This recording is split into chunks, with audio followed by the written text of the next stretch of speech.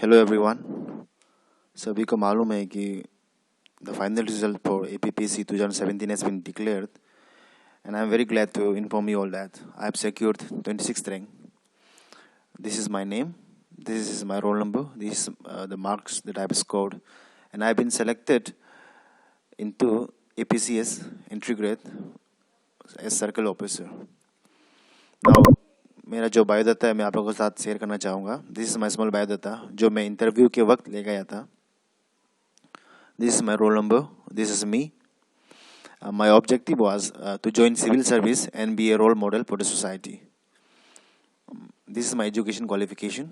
I have done my bachelor of science with physics, chemistry and maths as optional subject from Deranatun Government College, and currently I was pursuing my LLB from Jabrong Gamlin Government Law College, Jote.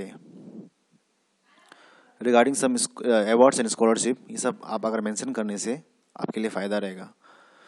So these are the few awards that I have won. और ये सब mention करने से क्या होता है कि आपको इसके ऊपर क्वेश्चन पूछता है, and you should be ready with this topics. आपको कुछ ही पूछ सकता है ये कि फॉर एग्जांपल मुझे ये एक स्कॉलरशिप मिला था, तो हमको पूछ सकते हैं कि हु वाज जगदीश बोस वगैरह वगैरह. तो you should be ready with all this answers.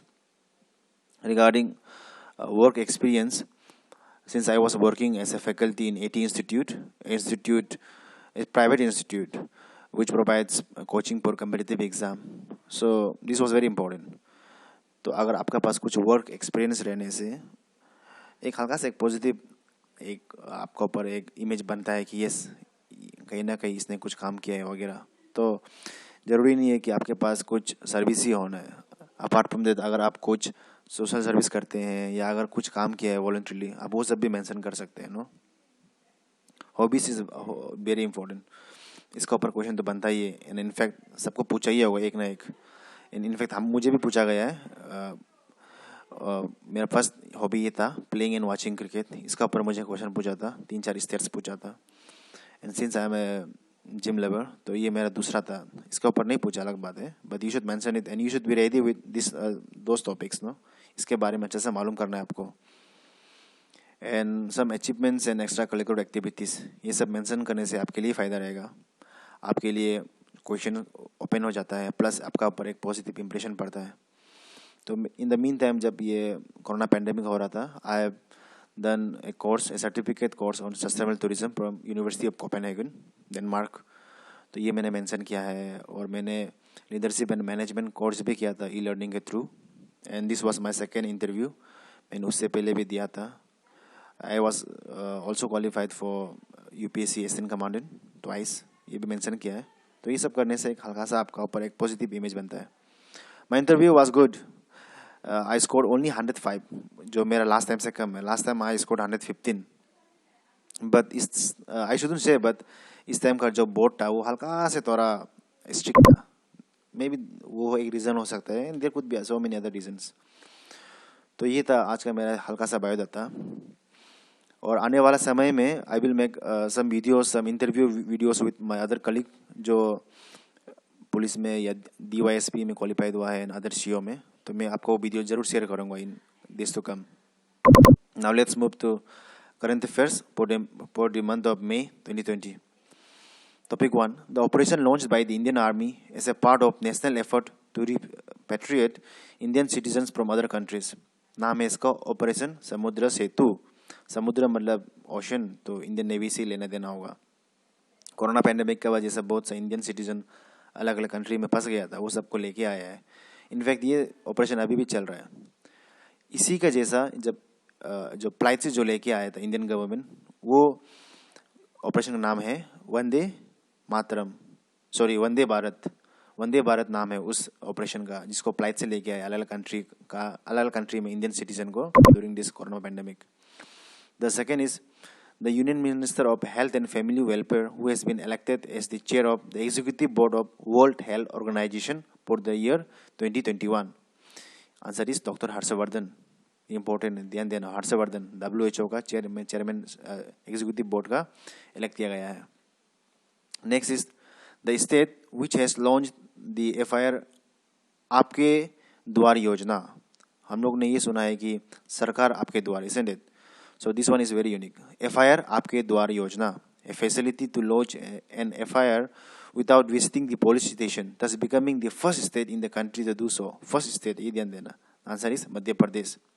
तो you can launch, आप थाना जाना जरूरत नहीं, आप घर बैठे बैठे आप FIR लॉन्च कर सकते हैं. Next is the city in which leakage of styrene gas from the LG Polymers chemical plant killed 13 people and affected more than 1,000 people. Answer is Visakhapatnam. Visakhapatnam में जो फैक्ट्री में एक गैस लीकेज हो गया था, तो नाम है उसका स्टायरीन गैस. कभी पूछ भी सकता है कि गैस का नाम क्या था, तो आंसर इज स्टायरीन गैस. जो भोपाल गैस ट्रेजेडी में हुआ था, मिथाइल आइसोसाइनेट, उसी तरह, क्योंकि वो क्वेश्चन बहुत बार पूछा था, तो शायद ये भी पूछ भी सकता है. And the next is easy. The super cyclonic storm which originated in Bay of Bengal near Sri Lanka and made landfall, sorry, it should be rainfall in West Bengal, causing large scale loss of lives and property, was named Amphan. ये Amphan का नाम दिया था Thailand लोग, इसको India नहीं दिया ना, इसको थाईलैंड दिया है. इसका ऐसा होता है सिस्टम नाम देने के लिए, जो भी इंडियन ओशन का सामने में है या अरेबियन ओशन का सामने में जो जो कंट्रीज है, वो लोग आपस में मिल के वो लोग सब अपना अपना नाम देता है, और वो सीरियल वाइज एक करके हर साल जितना जितना आएगा उसका नाम पड़ता है.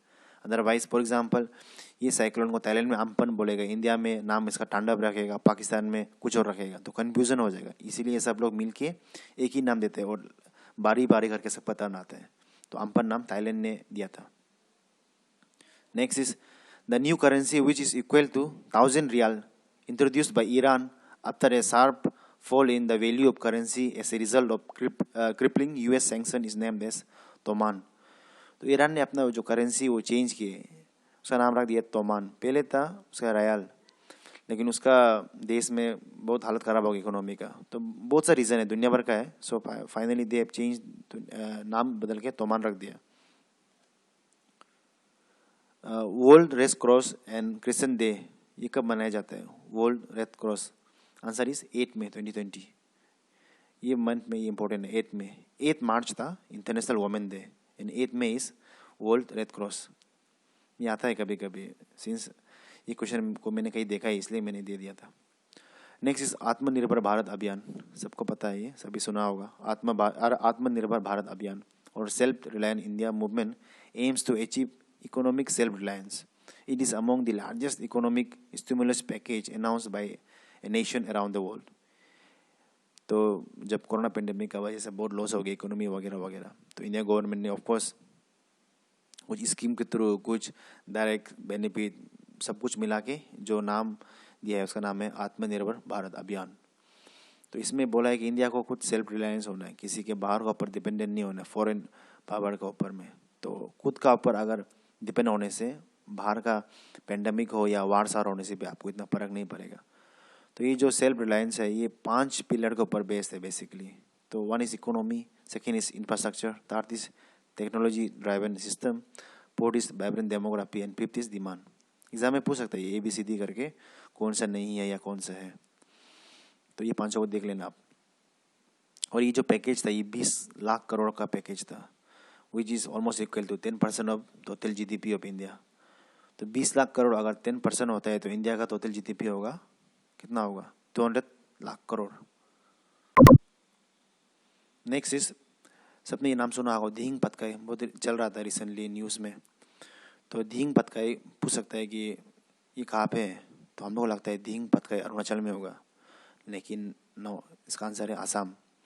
तो दिहिंग पतकाई में coal mining in Dihing Patkai temporarily suspended following protest by people. Dihing Patkai is located in Assam. It is also known as Amazon of the East. So Dihing Patkai Wildlife Sanctuary and a part of Dihing Patkai rainforest, due to their importance for elephant habitat, were declared as Dihing Patkai Elephant Reserve under Project Elephant. तो Dihing Patkai जो आसाम में जो 300 के डिब्रूगढ़ के बीच में जो एक area है, जो वाइल्ड लाइफ एरिया सेंचुरी भी बना दिया उसको, और उसको अमेजन ऑफ द ईस्ट भी बोलते हैं, रेन फॉरेस्ट भी है. तो उसका आसपास में ये कोल का खुदाई हो रहा था बाय ये कोल इंडिया लिमिटेड. तो धीरे धीरे उसका जो एरिया बढ़ते जा रहा है वगैरह वगैरह, और जो एलिफेंट जो रिजर्व है उसका सामने में आ गया, तो पीपल लोग अगेंस्ट किया है, बोल रहा है कि इससे ये लॉस वगैरह है। तो गवर्नमेंट ने बहुत हेन तेन का बाद फाइनली उसको रोक लगा दिया अभी के लिए।